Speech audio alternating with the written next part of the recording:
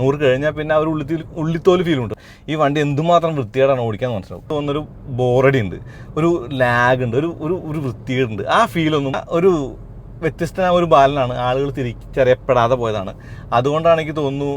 നിങ്ങൾ ആലോചിച്ചിട്ടുണ്ടോ, ഇപ്പോൾ റോഡിൽ കുറേ വണ്ടി നമ്മൾ കണ്ടിട്ടുണ്ട്, എന്നാലും നമ്മൾ ചില വണ്ടികളെ പോയി മേടിക്കുള്ളൂ. ഓക്കെ, വില എന്ന് പറയുന്നത് കയ്യിൽ ഒതുങ്ങുന്ന കാശിനെ കിട്ടുന്ന നല്ല വണ്ടി വേണമെന്നുണ്ട്. നമുക്ക് ഒരുപാട് ഓപ്ഷൻസ് ഉണ്ട്. ഇപ്പോൾ നിസാൻ്റെ മാഗ്നൈറ്റ് കാണാം, അല്ലെങ്കിൽ റെനോയുടെ കൈഗർ, ഇപ്പോൾ നമുക്ക് ഹുണ്ടായുടെ എക്സ്റ്റർ, കുറേ മോഡലുണ്ട്. ഹാച്ച് ബാക്കിൽ നിന്ന് പോകുന്നു, എന്നാൽ കോമ്പാക്ട് എസ് യു വിയിലേക്ക് എത്തിയിട്ടില്ല. പക്ഷേ ആളുകൾ കാണുമ്പോൾ ഓക്കെ അതൊരു എസ് യു വി ആണെന്ന് തോന്നലുണ്ടാകുന്ന വണ്ടികൾ. ഈ വണ്ടികളിലൊക്കെ ഗണത്തിൽ ഞാൻ പെടുത്തുന്നൊരു വണ്ടിയാണ് മാരുതി സുസുക്കിയുടെ ഇഗ്നിസ് എന്നുള്ളതാണ് കേട്ടോ. Ignis, okay. ഈ ഇഗ്നിസ് എന്ന് പറയുന്ന വണ്ടി എന്ന് പറയുന്നത് ഇപ്പോൾ സുസുക്കിയുടെ ഗ്ലോബൽ മോഡലാണ് കൾട്ടസ്. ആ കൾട്ടസാണ് പിന്നെ സ്വിഫ്റ്റ് ആയത്. ചിലയിടത്തെങ്കിലും കൾട്ടസാണ് ഇഗ്നിസ് ആയത്. 2000-ലാണ്. അതിൻ്റെ സെക്കൻഡ് ജനറേഷൻ ആയിരുന്നു.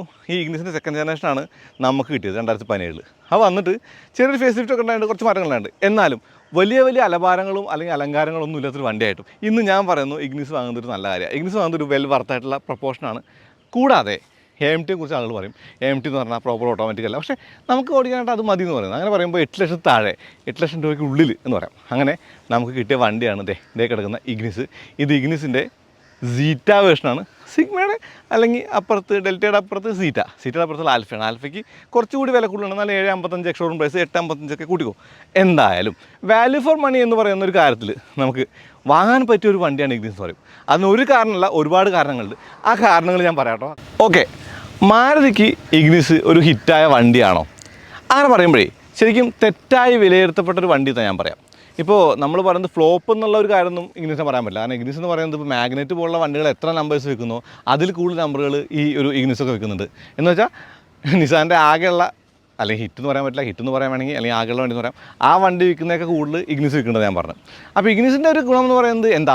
അതിൻ്റെ പ്രധാനപ്പെട്ട ഗുണം എന്ന് പറയുന്നത് എഞ്ചിനാണ്. ഇഗ്നിസിൻ്റെ 2ാം ജനറേഷൻ 2017 നമുക്ക് കിട്ടുന്നത്. അവിടെ നിങ്ങൾ 2025 ഇവിടെ 25 കഴിഞ്ഞ് 26 നിൽക്കുമ്പോഴും എനിക്ക് തോന്നുന്നു ഈ വണ്ടിയെ നിങ്ങൾ ഫെയിലർ ഒന്നും വിളിക്കരുത്. കാരണം ഇത് അത്യാവശ്യം സെയിലുള്ള വണ്ടിയാണ്, ആളുകൾക്ക് ആവശ്യമുള്ള ആളുകൾ നോക്കി വാങ്ങുന്ന വണ്ടിയാണ്. ഓക്കെ, ഇതിൻ്റെ ഷേപ്പ് എന്ന് കണ്ട ഒരു ഇത്തിരി ബീഫ്ഡ് ഓഫ് ഹാച്ച് ബാക്ക് തോന്നും. പക്ഷേ ഇത് ഒരു ഇത്തിരി കൂടി റൈഡ് ക്വാളിറ്റിയും കാര്യങ്ങളൊക്കെ ഉള്ള വണ്ടിയാണ്. ഇപ്പോൾ ഹാച്ച് ബാക്ക് ഒന്നും പറയാൻ പറ്റില്ല, സ്വിഫ്റ്റായിട്ടും കമ്പാരിസൺ ഇല്ല. ഇപ്പോൾ ഹെഡ്ലൈറ്റൊക്കെ സാധാ ഹെഡ്ലൈറ്റാണ്. കാരണം ഇത് നമ്മൾ പറഞ്ഞില്ലേ, ഇത് ആൽഫയല്ല, സീറ്റാണ്. ഇതിൻ്റെ ഫ്രണ്ടിൽ അത്യാവശ്യം ഭംഗിയൊക്കെ കാണാൻ കേട്ടോ. ഫോഗ് ലാമ്പ് ആണെങ്കിലും അല്ലെങ്കിൽ എന്താ പറയുക ഗ്രില്ല്, ഒരു ജീപ്പിൻ്റെ പോലുള്ള ഗ്രില്ലൊക്കെ കാണില്ലേ. പിന്നെ റൂഫ് റെയിലൊക്കെ ഓൾറെഡി ഉണ്ട്. വശത്ത് നോക്കിയാൽ നമുക്ക് ആ ഒരു അലോയ് വീൽസ് കാണാം. ഈ അലോയ് വീൽസിൻ്റെ ഡിസൈനൊക്കെ എന്ന് പറയുന്നതൊക്കെ നല്ലതായിട്ട് വേണം. നല്ല അലോയ് വീൽ ഡിസൈൻ നാളെ പറയാൻ പറഞ്ഞാൽ ഒന്ന് ഇഗ്നിസ് ഞാൻ പറയാറുണ്ട്. പിന്നെ സൈഡ് പ്രൊഫൈലൊക്കെ അങ്ങനെയാണ്, ആ 3 കട്ടിങ്ങൊക്കെ കൊടുത്തേക്കുന്നതെന്ന് ഞാൻ പറഞ്ഞിട്ടുണ്ട് വണ്ടിയുടെ റിവ്യൂലൊക്കെ. പക്ഷേ ഇപ്പോൾ ഇത്രയും കാലം കഴിഞ്ഞ് നിൽക്കുമ്പോഴേ നമുക്ക് അതിൻ്റെ ഒരു കൗതുകമൊക്കെ തോന്നുന്നുണ്ട്. ഈ റൂഫ് റെയിൽ സാധാ സിഗ്മയൊക്കെ വാങ്ങിയിട്ട് ആൾക്കാർ എക്സ്ട്രാ ഫിറ്റിംഗ് കണ്ടിട്ടുണ്ട്. പിന്നെ ബ്ലാക്ക് ക്ലാഡിങ് കാണാം. ഓക്കെ, ഹാച്ച് ബാക്കിൽ നിന്ന് SUV ആക്കാൻ ശ്രമിച്ചപ്പോൾ വന്നിട്ടുള്ള മാറ്റങ്ങളാണ്. മുന്നിൽ ഡിസ്കും ബാക്കിൽ ഡ്രമ്മൊക്കെ തന്നെ മാറ്റില്ല. എനിക്ക് ഇഗ്നിസിൻ്റെ പിൻവശമാണ് ഇഷ്ടം.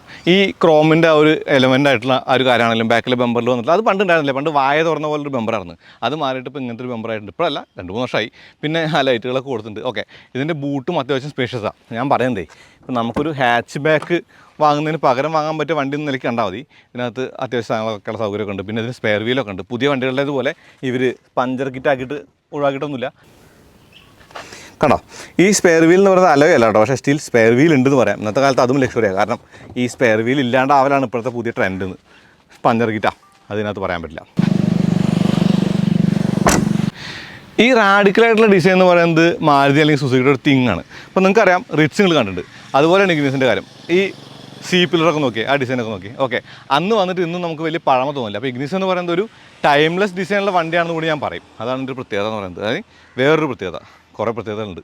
അപ്പോൾ നമ്മളെന്താ പറയുന്നത്, എഞ്ചിൻ. ഓക്കെ, ഇത് 1.2 ആണ്, K12B ആണ്. ഓക്കെ, ഈ K12B എന്ന് പറയുമ്പോൾ ഇതിൻ്റെ പവർ ടോർക്ക് എന്ന് പറയുന്നത് ഇതിന് ഏറെക്കുറെ 82 PS പവറാണ്. 82 PS പവറുള്ള അതല്ലെങ്കിൽ 82 PS പവർ 113 ന്യൂട്രൺ ടോർക്കുള്ള ഈ വണ്ടിയുടെ സിലിണ്ടർ കേട്ടോ 4 സിലിണ്ടറാണ്, 4 സിലിണ്ടറാണ്.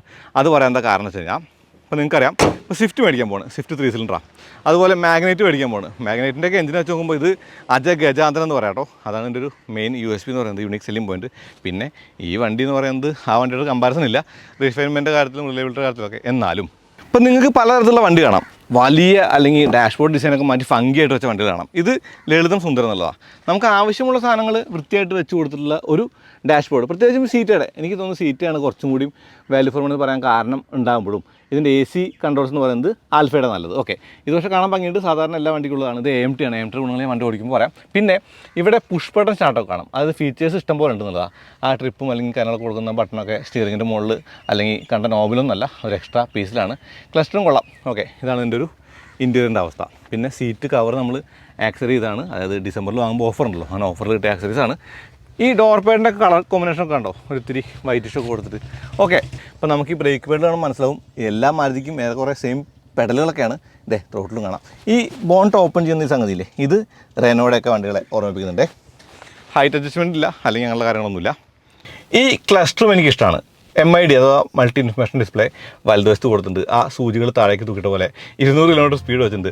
ഓക്കെ, ഇതിന് ഓൾ വീൽ ഡ്രൈവ് മോഡലൊക്കെ ഉണ്ടായിരുന്നു വിദേശത്തെന്ന് പറയുമ്പോൾ. അതിൻ്റെ ഒരു കാര്യങ്ങൾ അറിയാമല്ലോ. ഈ സ്ക്രീനും അത്യാവശ്യം കാര്യങ്ങളൊക്കെ ഉള്ള സ്ക്രീനാണ്. ആൻഡ്രോയിഡ് ഓട്ടോ, ആപ്പിൾ കാർപ്ലേ ഉണ്ട്. മൈലേജ് ഒക്കെ ഉണ്ടോ, നല്ല മൈലേജാണ്. 14.5 കിലോമീറ്റർ നമുക്ക് കിട്ടിയിട്ടുണ്ട്.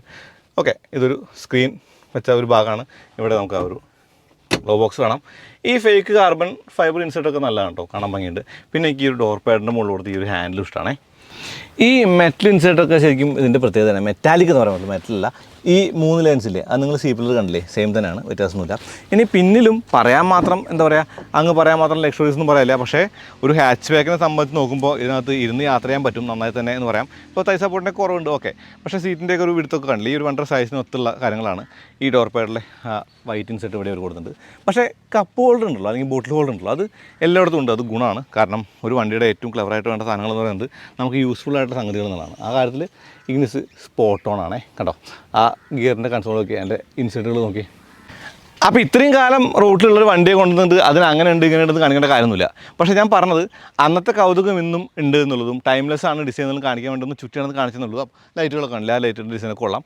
അപ്പോൾ ഇഗ്നിസ് എന്ന് പറയുന്നത് ഒരു എന്തൂസിയാസ്റ്റുകളുടെ ഇഷ്ടപ്പെട്ട വണ്ടിയാണെന്ന് പറയാം.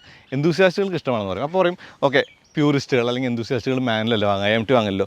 പക്ഷേ ഇഗ്നിസിൻ്റെ AMT കൊള്ളാം, ലിറ്ററലി കൊള്ളാം. അതായത് നിങ്ങൾ വേറെ ഒരു വണ്ടിയായിട്ട് കമ്പയർ ചെയ്യുമ്പോൾ എക്സ്ട്രാ ആയിട്ട് കമ്പയർ ചെയ്തോ, അല്ലെങ്കിൽ നിസാൻ മാഗ്നറ്റായിട്ട് കമ്പയർ ചെയ്തോ, അങ്ങനെയൊക്കെ നോക്കിയാലേ ഇതിൻ്റെ എഞ്ചിനും ആ ഒരു AMT കൊണ്ട് നമ്മളൊരു ചെറിയ ഒരു അണ്ടർസ്റ്റാൻഡിങ് ഉണ്ട്. അത് ഞാൻ വണ്ടി ഓടിക്കും പറയാം. അപ്പോൾ ഇതാണ് ഇഗ്നിസിൻ്റെ മെയിനായിട്ടുള്ള കാര്യം. നമുക്ക് വണ്ടി ഓടിക്കാൻ എന്തായാലും കുറച്ച് കാര്യം കൊണ്ട് പറയാനുണ്ട്.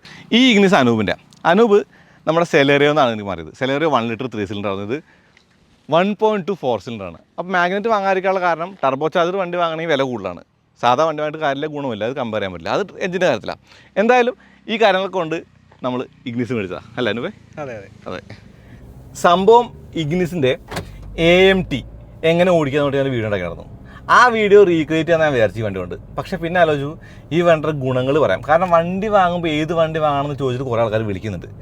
ഇഗ്നിസ് ശരിക്കും പറഞ്ഞാൽ ഒരു വ്യത്യസ്തമായ ഒരു ബാലനാണ്. ആളുകൾ തിരിച്ചറിയപ്പെടാതെ പോയതാണ്. അതുകൊണ്ടാണ് എനിക്ക് തോന്നുന്നു നല്ലൊരു ഹിറ്റ് കിട്ടാഞ്ഞത്. ഇപ്പോൾ വാഗണാറിനൊക്കെ വെച്ച് നോക്കുമ്പോൾ ഇത് വേറെ ലെവലാണ്. വാഗണാറിനേക്കാളും കുറച്ച് കൂടുതൽ വിലയുള്ളൂ. ഇപ്പോൾ ഞാൻ പറയുന്നത് AMT വേണ്ട, മാനുവൽ മതി എന്നായിരിക്കും. സിഗ്മ വാങ്ങിയാൽ മതിയെങ്കിൽ ഈ വണ്ടി വാല്യൂ ഫോർ മണിയുടെ അങ്ങേയറ്റാണ്, ബാപ്പ് എന്ന് പറയാം. പക്ഷേ ഞാൻ പറയുന്നത് ഇപ്പോൾ AMT മേടിക്കുക എന്നുള്ളതാണ്. കാരണം ഓടിക്കാൻ പറ്റിയ AMT വേണമെങ്കിൽ എനിക്ക് തോന്നുന്നു ഇഗ്നിസ് പോലത്തെ വണ്ടികൾ വാങ്ങണം. ഇപ്പം നമുക്ക് 3 സിലിണ്ടർ AMT വാങ്ങിയാൽ തോന്നുന്നൊരു ബോറടി ഉണ്ട്, ഒരു ലാഗ് ഉണ്ട്, ഒരു വൃത്തികേടുണ്ട്. ആ ഫീലൊന്നും 4 സിലിണ്ടർ വണ്ടിക്കില്ല. പ്രത്യേകിച്ച് ഈ K12Bക്ക് ഈ വണ്ടി എന്ന് പറയുന്നത് ഓടിക്കാൻ നല്ല രസമാണ്, നല്ല ഡ്രൈവബിളാണ്. അപ്പോൾ ആ ഡ്രൈവബിലിറ്റി AMT കൂടി ചേരുമ്പോൾ ഡ്രൈവബിലിറ്റിയുടെ ഒരു ഗുണം നമുക്ക് ഫീൽ ചെയ്യാൻ പറ്റും. അതാണ് പറയുന്നത്. ഇപ്പോൾ നമുക്ക് വേണമെങ്കിൽ കമ്പയർ ചെയ്യാം. ഏതാ Nissan magnet without turbo AMT, turbo CVT ആണല്ലോ. ആ സാധനം ഓടിക്കാൻ പോയാൽ നമുക്ക് മനസ്സിലാവും 3 സിലിണ്ടർ വണ്ടിക്ക് എന്തുമാത്രം ദോഷമാണ് ചെയ്യുന്നത്. 3 സിലിണ്ടർ കൊണ്ടുള്ള ബുദ്ധിമുട്ട് എന്താ, ഈ വണ്ടി എന്തുമാത്രം വൃത്തികേടാണ് ഓടിക്കാൻ മനസ്സിലാവും. ആ ഫീൽ നമുക്ക് മാറാൻ പറ്റുക ഇഗ്നിസ് ഓടിക്കുമ്പോഴാണ്. അല്ലെങ്കിൽ ഇഗ്നിസ് പോലത്തെ വണ്ടി ഓടിക്കുമ്പോൾ പറയാൻ പറ്റും. ഫ്രോങ്സ് ഓടിക്കുമ്പോഴുണ്ട്. പക്ഷേ ഫ്രോങ്സിൻ്റെ വില വെച്ച് നോക്കുമ്പോഴേ എനിക്ക് തോന്നുന്നു ഫ്രോങ്സിനേക്കാൾ 2-2.5 ലക്ഷം രൂപ കുറവാണ് ഈ ഒരു മോഡൽ വെച്ച് നോക്കി കഴിഞ്ഞാൽ. ആ മിനിമം ഞാൻ പറയുന്നത് കൂടുതലുണ്ടാവുള്ളൂ, കുറയില്ല. ആ ഒരു മോഡൽ കമ്പയർ ചെയ്യുമ്പോൾ തന്നെ ഇത് കിടലിനാണ്. ആ ഒരു ഗുണം ഈ വണ്ടിക്ക് ഉണ്ട്. അതാണ് ഇഗ്നിസിൻ്റെ ഒരു മെയിൻ ഫാക്ടർ എന്ന് പറയുന്നത്. പിന്നെ ഇതിൻ്റെ സൈസ്, കോമ്പാക്ട് സൈസ് ഇഷ്ടപ്പെടുന്ന ആളുകളുണ്ട്. ഇപ്പോൾ നമ്മൾ സൈസ് നോക്കിയിട്ട് വണ്ടി വാങ്ങുമ്പോഴേ ചെറിയ സൈസ് സിറ്റി കാർ എന്ന നിലയ്ക്ക് നല്ലതാണ്. ഇപ്പോൾ 0 to 100 ഒക്കെ വേഗം എത്തുന്ന വണ്ടിയാണ്. 0 to 100 എന്ന് പറയുമ്പോൾ 100 കിലോമീറ്റർ വരെ അത് അൾട്ടിമേറ്റ് ഫണ്ണും. 100 കഴിഞ്ഞാൽ പിന്നെ ആ ഒരു ഉള്ളിത്തോല് ഫീലുണ്ട്. പക്ഷേ ആ ഫീല് നമ്മൾ അറിയണ്ട, കാരണം നമുക്ക് അത്ര സ്പീഡിൽ ഓടിക്കേണ്ട. അതൊരു സേഫ് ഡ്രൈവിംഗ് കാറാണ്. ഇപ്പോൾ പഴയ വണ്ടി എന്നുള്ള നിലയ്ക്ക് 2017 കൊണ്ട് കാര്യമായിട്ടുള്ള എച്ച് കെട്ടലുകളും അല്ലെങ്കിൽ ഒന്നും ഉണ്ടായിട്ടില്ല. അതുകൊണ്ട് തന്നെ ഇത് എയറുടെ സർട്ടിഫിക്കേഷൻ പോയിട്ടില്ല. അതുകൊണ്ട് ഓട്ടോ സ്റ്റാർട്ട് സ്റ്റോപ്പ് ഇല്ല, അനോയിങ് അല്ല എന്ന് പറയാം. പിന്നെ അങ്ങനെയുള്ള കാര്യങ്ങൾ. ഇപ്പോൾ സിഗ്മ അല്ലെങ്കിൽ ഡെൽറ്റ അതല്ലെങ്കിൽ ഈ ഒരു വണ്ടിയില്ലേ നമ്മുടെ ആൽഫയുടെ തൊട്ട് താഴെയുള്ള എന്തായാലും പറയാം സീറ്റ. ഓക്കെ, ഈ സീറ്റ മോഡൽ വാങ്ങാനുള്ള ഗുണം എന്ന് പറഞ്ഞാൽ പുഷ് ബട്ടൺ സ്റ്റാർട്ടാണ് ഓൾറെഡി. അതൊരു നല്ല കാര്യമാണ്, പുഷ് ബട്ടൺ സ്റ്റാർട്ടുള്ള വണ്ടിയാണ്. ഓക്കെ, എ സി പാനൽ കുറച്ച് ഫങ്കിയാണ് ആൽഫയുടെ, അതെനിക്ക് ഇഷ്ടമാണ്. പക്ഷേ ഈ എ സി എന്ന് പറയുന്നത് ചില്ലിംഗ് ആണ്, കൂളിംഗ് ആണ്, നമുക്കത് നോക്കേണ്ട കാര്യം വരുന്നില്ല.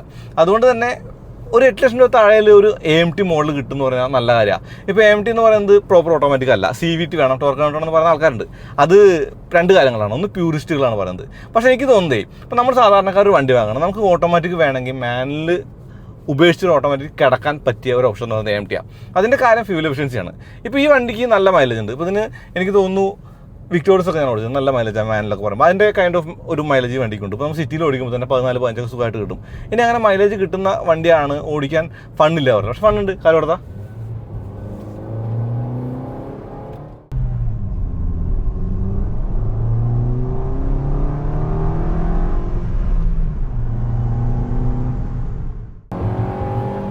ആ എഞ്ചിനോട്ട് കേട്ടോ, ആ എഞ്ചിനോട്ടും അല്ലെങ്കിൽ ആ ഒരു ഫണ്ണും ഈ വണ്ടിക്കുണ്ട്. അത് നമ്മൾ ചവിട്ടുമ്പോൾ ഡൗൺ ആവുന്നതോ അല്ലെങ്കിൽ അങ്ങനെ ഒരു AMT കൈൻഡ് ഓഫ് അന്നോയിങ് നമുക്ക് ഫീൽ ചെയ്യില്ല എന്നുള്ളത് ഇഗ്നിസിൻ്റെ ഗുണമാണ്. അപ്പോൾ അതൊരു വലിയ കാര്യമാണ്. പിന്നെ ഒരു പ്യൂറായിട്ടുള്ള എഞ്ചിൻ, ഒരു 4 സിലിണ്ടർ എഞ്ചിൻ, അതിനകത്ത് വലിയ കാര്യമായിട്ടുള്ള എച്ച് കെട്ടലുകളോ അല്ലെങ്കിൽ വലിയ കാര്യമായിട്ടുള്ള വെച്ച് കെട്ടലുകളോ ഇല്ലാണ്ട് സാധാരണ എഞ്ചിൻ, നല്ല മൈലേജ് തരുന്ന നല്ല ഡ്രൈവബിലിറ്റി ഉള്ള എഞ്ചിൻ, അതിൻ്റെ കൂടെ ഒരു 5 സ്പീഡ് AMT, അതാണ് ഇതിൻ്റെ ഒരു ചെറിയൊരു പാക്കേജ് എന്ന് പറയുന്നത്. ആ പാക്കേജ് നോക്കിയാൽ ഈ വണ്ടി നല്ലതാണ്. ഇപ്പോൾ ചില ആളുകൾ പറയും സ്റ്റിയറിംഗ് തിരിച്ചു കഴിഞ്ഞാൽ അത് തിരിച്ചു വരില്ല, അത് അവിടെ നിൽക്കും, നമ്മൾ കൈ കൊണ്ട് തിരിക്കണം. അതൊക്കെ ഒരു കാരണമാണ്. അത് കാരണമൊന്നുമല്ല, അത് വീൽ അലൈൻമെൻറ്റ് ശരിയാക്കുന്ന ആൾക്കാരുണ്ട്, ക്യാമറ ഒക്കെ മാറ്റിയിട്ട്. അതിൻ്റെ ആവശ്യമൊന്നുമില്ല. എന്നാലും ഇതിൻ്റെ സ്റ്റിയറിംഗ് ലൈറ്റാണ്, ഈസി ആയിട്ട് ഓടിക്കാം. ഇപ്പോൾ ലേഡീസൊക്കെ വണ്ടി വാങ്ങുമ്പോൾ പോകുമ്പോൾ ലേഡീസൊക്കെ ഓടിക്കുന്ന വണ്ടിയാണ് നോക്കുന്നെങ്കിൽ ഈ കൈൻഡ് ഓഫ് വണ്ടികളാണ് നല്ലത്. 3 കാര്യങ്ങൾ. ഒന്നെന്ന് പറയുന്നത് റൈഡ്. ഒരു സ്വിഫ്റ്റിനേക്കാളും നല്ല റൈഡ് എന്ന് ഞാൻ പറയില്ല, പുതിയ സ്വിഫ്റ്റ് കുറച്ച് റൈഡ് ഉണ്ട്, പക്ഷേ നല്ല റൈഡാണ്. റൈഡിൻ്റെ കാര്യത്തിൽ ഗുണമുണ്ട്. പിന്നെ നല്ല ഫണ്ണാണ്, കാലെടുത്ത് ഓടിക്കാനുള്ള ഫണ്ണുണ്ട്. പിന്നെ ഇതിൻ്റെ സൈസ് ചെറിയ സൈസ് ആയതുകൊണ്ട് ആർക്കും ഓടിച്ചുകൊണ്ടിരിക്കാനുള്ള ഒരു ഗുണമുണ്ട്. ഈ 3 കാര്യങ്ങളും മതി ഇഗ്നിസിലേക്ക് ആളുകൾ എത്തിക്കാനായിട്ട്.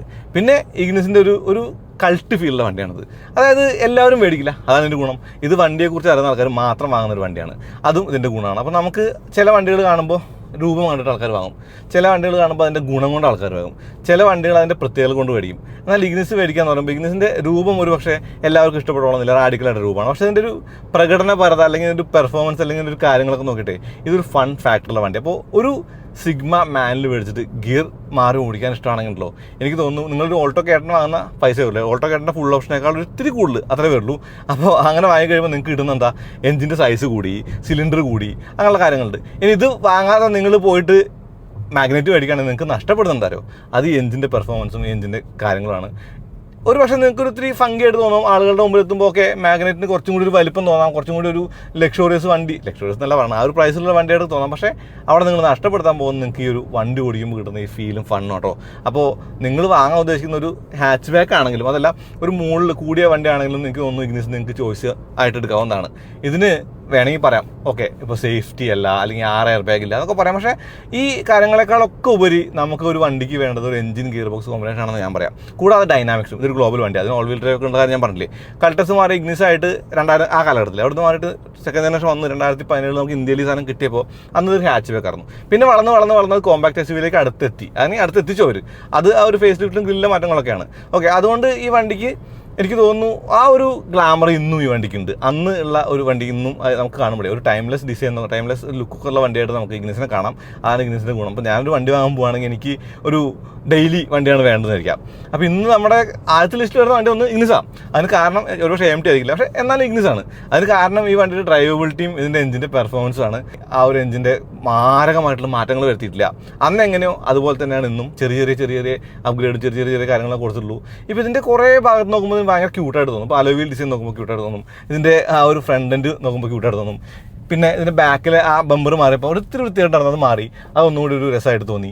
അങ്ങനെയുള്ള കാര്യങ്ങളൊക്കെ ഇഗ്നിസിൻ്റെ ഒരു മാറ്റങ്ങളായിട്ട് കാണാവുന്നതാണ്. പിന്നെ ഇത് വാങ്ങാൻ നമ്മളോട് അഡ്വൈസ് ചോദിക്കും വിളിക്കുന്ന ആളുകളൊക്കെ പറയുന്നത് എനിക്ക് ഇഗ്നിസ് വേണം, ഇഗ്നിസിൻ്റെ ഏത് മോഡൽ വേണം, അല്ലാണ്ട് ഇഗ്നിസിൻ്റെ ഒരു പകരം ഏത് വണ്ടി വാങ്ങുന്നല്ല. അതും ഇതിൻ്റെ പ്രത്യേകതയാണ്. ഇപ്പോൾ എനിക്ക് തോന്നുന്നു മാരുതിക്ക് പല വണ്ടികളുണ്ടായിട്ടുണ്ട്, ഹിറ്റായിട്ടുള്ള വണ്ടി ഉണ്ടായിട്ടുണ്ട്, ഫ്ലോപ്പ് ആയിട്ടുള്ള വണ്ടി ഉണ്ടായിട്ടുണ്ട്. പക്ഷേ ഇതുപോലെ കുറേ കാലം ഇങ്ങനെ ഒരു ഹിറ്റാണോ വെച്ചാൽ അല്ല ഹിറ്റല്ല, എന്നാൽ ഇത് നിരത്തുനിന്ന് പോയോ ഇല്ല, ഫ്ലോപ്പായോ ഇല്ല, അങ്ങനെയല്ല എന്നുള്ള നിലയ്ക്ക് നിന്നിട്ട് ആവശ്യമുള്ള ആളുകൾ തപ്പിയെടുത്ത് വാങ്ങിയ വണ്ടികൾ വളരെ കുറവാണ്. അതിലൊന്നായിട്ട് ഇഗ്നിസിന് കാണാം. ഇപ്പോൾ അത് ജിംനിയാണ്. ജിംനി അങ്ങനെ തന്നെയാണ്. ജിംനി വേണ്ടവർക്ക് മാത്രം വാങ്ങാവുന്ന വണ്ടിയാണ്. അങ്ങനെയുള്ള കാര്യമുണ്ട്.